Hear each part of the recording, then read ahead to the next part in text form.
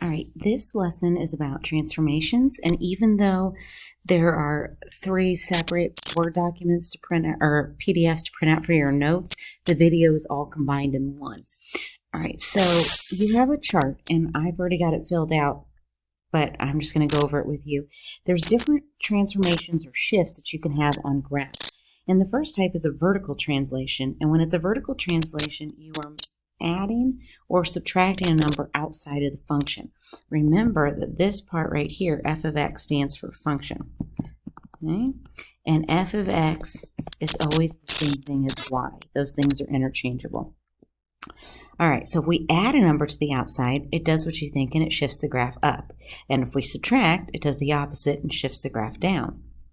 Now, when we get into putting a number inside, for example, if we had the parent function x squared, we put a number inside the parentheses, or if you had a number inside the radical or inside the absolute value, it's a horizontal translation, meaning it moves it left and right, but it's the opposite of what you think. So this plus 2 actually moves it to the left, okay, and the minus moves it to the right. Next one we have is if we put a negative in front of it, that is a reflection, and so it flips it over the x-axis. So everything that was above the axis is now below, and everything that was below is now above. Then we have a vertical stretch, and if you stretch something, think about like silly putty or something. If you pull it out real far, it's going to become thinner. So if we put a number, whoops, I wanted a highlighter. If we put in a number that's greater than 1, it's going to make the graph thinner because it's going to stretch it out. The vertical shrink is the opposite. If we put in a number that's between 0 and 1, think fractions, it's going to smash the graph down, and those points have to go somewhere, so they're going to have to go out to the side, and it's going to make the graph wider. All right, so what we're going to do is we're going to look at some parent functions, and we're going to have to move them right, left, up, down, reflections, that kind of stuff. So let's start with the transformation practice. So we've got our first parent function right here, and I've gone ahead and just labeled the points. And I like to, just because it's easier to think about where to start with and what movements we have to make. So if we take this function, which is this parent function over here, the original one, and everything gets moved from the original one, we have to figure out what this transformation does. Well, when it's inside of the function, it's a horizontal translation. It moves it left and right, and it's the opposite of what you think. So this one is going to move it left 3. So if we think about this point, -5, 4, that's the original location. If we move it left 3, it's now going to be over at -8, 4. -2, 3 is going to move over to -5, 3. And 6, 2 will move over to 3, 2. And then I'll connect the dots. But I did a bad job. Try that again. Now I will connect the dots. So we took the original one and just shifted it to the left. Okay, now instead of having a +3, now it says -3. And when it's inside of the function, it's the opposite, and it's left and right. It's the opposite of what you think. So this one is the actually right 3. Okay, so our first point, -5, 4, we now need to move to the right 3. So if we move to the right 3, it's going to be -2, 4. -2, 3 is going to go to the right 3 and be at 1, 3. And 6, 2 is now going to go to the right and be at 9, 2. So it just gets shifted over to the right. Okay, now let's compare this. So notice, can look at number 1 compared to number 3. Here the 3 was inside the function. Here it is outside. And when it's outside, it's moving it up and down. And here, when it's outside, it's exactly what you think. So this one is going to be moving it up 3. So this first point of -5, 4 is going to go up 3 spots, so it's going to be at -5, -1. -2, 3 would go up to -2, 6, and then 6, 2 would go up to 6, 5, and then we redraw it, and it's just been shifted. Okay, if we look at the next one, again, it's outside of the function, so those are vertical translations, moving it up and down. So this one is going to go down 3. So we're going to take all the original points and go down 3. So I'm going to be at -5, and then I was at -4. I go down 3 more, so I'll be at -7. I was at negative 2, 3. I'm going to go down 3, so I'm at negative 2, 0. I was at 6, 2, so I'm going to go down 2, and now I'm at negative 1, and reconnect the dots. All right. When we have a number in front, it's either a vertical stretch or a vertical shrink. If that number is greater than 1, then it is a vertical stretch. And we're going to say a vertical stretch by 2. It's really a factor of 2. And when we change this, it does not change the x values, it only changes the y's. So let's look at this. My first point is negative 5, 4. Negative 5 is the x, negative 4 is the y. I'm only going to multiply the y by 2. So instead of negative 5, negative 4, it's going to be negative 5, double this, negative 8.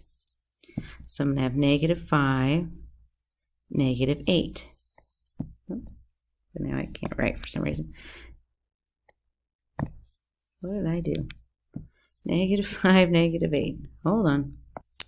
Okay. Now let's see. Negative 5, negative 8. Right here. Okay, and my next point. Negative 2, 3. Negative 2 is the x. That doesn't change. 3 gets doubled. So if I double 3, it's now going to be negative 2, 6. My last one is 6, 2. The x stays the same, only the y changes, so I double the 2, and I get 4, so this is going to be 6, 4. Now with a shape like this, it's not totally self-explanatory, but you can see, like, compare this line to this line. Hasn't it been stretched out? So it works. All right, let's try this again. We've got another parent function. Again, I've just labeled the points for us, just for convenience. So if we're looking at this graph over here, this first one, when it's plus 2 and it's outside of the function, this is going to go up 2. So each one of these points are going to be up 2. So we have negative 7, it was at 3, now it's going to be at 5. Negative 4, negative 2, go up 2, it's now at 0. 3, 7 is now going to move up to 3, 9, and we can redraw the picture.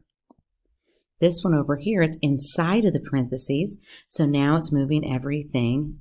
When it's inside, it's horizontal, left and right. It's the opposite what you think. So this is going to be right 4. So it was at negative 7, 3. So now it goes right 4, so it's negative 4, negative 3. This was at negative 4, negative 2, and now it goes right 4, so it's at 0, negative 2. Oh, I messed something up. All right, I erased it. This is negative 7, positive 3, and I have to move it to the right 4. I apologize. So it would be negative 7, positive 3. Oh, I said that wrong. Negative 3, positive 3. Oh, goodness gracious. This isn't to be so complicated. Okay, so now I'm at negative 4, negative 2, and I have to go right 4, so I'm at 0, negative 2. And then at 3, 7, I have to go right 4, and I'm at 7, 7. So it looks like this. Okay, next one. This has got 2 shifts. So the positive one is inside, so it's the opposite. So it's going to go left 1. And then the negative 3 is outside, so it's up and down. So it's going to be down 3. So when I'm graphing this, the negative 7, 3 is right here. So I'm going to go left 1 and down 3. And negative 4, 2 is right here. So I'm going to go left 1 and down 3. 3, 7 is right here. Left 1, down 3. Here's my new picture. Okay. On number 4, there's a negative in front of it. That is a reflection, meaning that's going to flip it over the x-axis. So everything, the x's are going to stay the same, the y's are going to change. So now it's still going to be at negative 7, but instead of being 3 above, it's 3 below. So it's going to be negative 7, negative 3.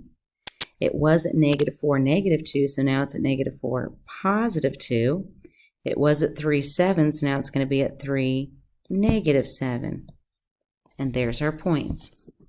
Okay, last one. When we have a number in front, it's a vertical stretch or a vertical shrink. And when the number is between 0 and 1, think fractions, it's going to be a vertical shrink, meaning that the graph is going to get compressed and it's going to smash out and shoot out. Okay, so the original one was -7, +3. Just like with the 2, the x stays the same. We're just going to take half of the 3. So it's going to be -7, 1.5, which is in between the 1 and the 2. The next one was -4, -2. So the -4 stays the same. We're going to take half of -2, which would be -1. The next one is 3, 7, where the 3 is going to stay the same. We're going to take half of 7, so it's going to be 3.5 in between that. And you can tell that this piece right here has shrunk. All right. And again, this is the third PDF that you printed, but it's all part of the same notes. So in class, I just had them review the names of all the parent functions. So the name of this one is linear, and then they graphed it. So we did that on our own. And this is in the notes from Monday, so I'm not going to redo it, but you can see what it is. All right, now you can have transformations with made-up graphs like we did before, or with parent functions, and that's what we're going to do now. So on this first one, this parent function is the quadratic, and so the equation, you can write either y equals x squared or f of x equals x squared. It's the same thing. Either one will give you full credit. So how does this one change? Well, a number was added on the outside, so that's a vertical translation, so this one goes up 3. Number 2, this is an absolute value, so y equals the absolute value of x. Because it was inside, it's horizontal, which is left and right, and it's the opposite, so this one is going to be left 7. Number 3, this is the square root function. Because it's outside, it's vertical, up and down, and it's the same as what you think, so this is going to be down 4. All right, let's try this again on the back. Number 4, the parent function will be y equals x cubed. It's inside, so it's horizontal, and it's the opposite, so this one is going to be left 8. This one over here, the parent function is y equals x. It's the linear one. And then it's outside of the parentheses, so it's vertical, it's up and down, so this one's going to be down 11. Over here, this one, the parent function is the square root or the radical, but this one has two things happening. The 9 inside is horizontal, so that's left and right, so that's going to be left 9, and the 3 is outside, so it's vertical, so it's going to be up and down, so it's going to be up 3. If you have more than one transformation, as long as you list them both, I don't care what order you write them in. Okay, at this point in the notes in class, I had them try to do the rest on your own. So maybe pause the video and see if you can do the next 6 on your own and then check them. All right, if we're checking the last 6, I won't read all of them. Well, I can just go quickly. 7 was the square root, and because of the negative, it flipped it upside down. 8 was the absolute value. The negative 10 did right 10, and then this was up 5. The 2, because it's greater than 1, was a vertical stretch. Over here, the negative was a reflection and the plus 3 was up. Here, the negative 2 was right and the negative 4 was down. And then this 1/3, because it's between 0 and 1, makes it a shrink. So it's a vertical shrink by 1/3. And that's your notes on transformations.